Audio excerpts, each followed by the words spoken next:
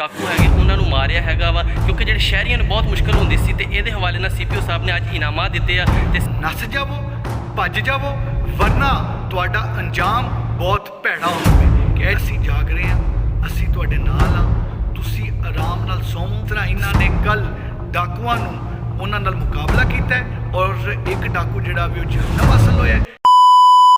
Faisalabad CPO office के विच अज मौजूद है कि पुलिस ने बहुत अच्छी कारकर्दगी की हैगी और CPO साहब ने पुलिस जी डॉल्फिन फोर्स जी दूजी पुलिस आ इन्हों ने बहुत अच्छी कारकर्दगी की हैगी तो जी पुलिस ने जोड़े डाकू है उन्होंने मारिया हैगा वा, क्योंकि जो शहरियों को बहुत मुश्किल होंदी सी ते इहदे हवाले नाल CPO साहब ने अज इनामात दिते आ ते CPO साहब नाल गलबात करके पुछते हैं कि सर तुसीं हौसला अफजाई की है तो ये हवाले नाल की कहते हो और आवाम ने एक अच्छा मैसेज की देना चाहते हो।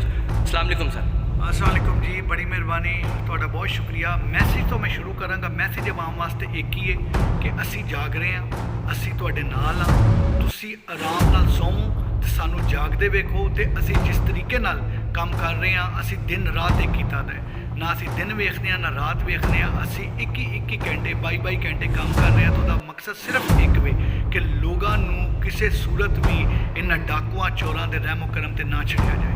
तो बड़ा क्लीयर मैसेज है चोरां डाकुआं वास्ते, अपने किबले दुरुस्त कर लवो, बिल्कुल दुरुस्त कर लवो, नस जावो भज जावो वरना तुहाडा अंजाम बहुत भैड़ा होना है। यह चीज़ बड़ी क्लीयर समझ लवो। जिस तरह साडे SSP ऑपरेशन की क्यादत उन्होंने सारी टीम ने, SP लायलपुर ने, DSP अता ने, SHO असम ने, जिस तरह वहाब डॉल्फिन इंचार्ज ने ते डॉल्फिन के जोड़े गयूर ते ताकतवर ते जोड़े मुजाहिद मुंडिया ने जोड़ा अज काम किया है, जिस तरह इन्होंने कल डाकुआं नूं उन्हां नाल मुकाबला किया और एक डाकू जिहड़ा भी वो जहन्नम हासिल होया ते जिस तरह तरीके नाल इन्हां ने पूरे तरीके नाल लोगों को लुट्टण तो बचाया वे, वाकई काबिले सताइश है। यह तारीफ के काबिल ने, इन्हां दी जिन्नी तारीफ की जाए घट है। यह असल च शहीदां दे दसे दे रस्ते ते चल रहे हैं। यह महकमा शहीदां दा वे। शहीद सिर्फ पुलिस का नहीं बल्कि पूरी कौम के माथे का झूमर ने। इन्हां ने अज उन्हां दोबारा शहीदां दे उस वादे की तजदीद की है कि सब कुछ लुट जाए लेकिन लोगों की जान माल इज्जत से कोई हरफ ना आए, उन्हां ते किसी किस्म की कोई चीज़ ना आए।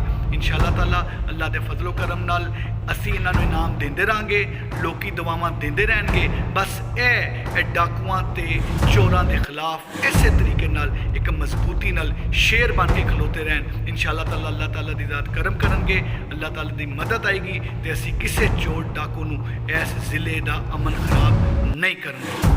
लो तुसीं सुनी CPO साहब की गल कि जो डाकू है वो छड़ जाण इत्थों, बल्कि जिथे भी है खत्म हो जाए, क्योंकि ये पुलिस बहुत मुतहरक हो चुकी हैगी आ, क्योंकि पुलिस के हत्थे जोड़ा भी चढ़ गया डाकू उन्होंने नस्बे नसबूत कर देंगे, उन्होंने खत्म कर देंगे ताकि इत्थे जो शहरी है वो अपनी जिंदगी सुकून नाल गुजार सकन।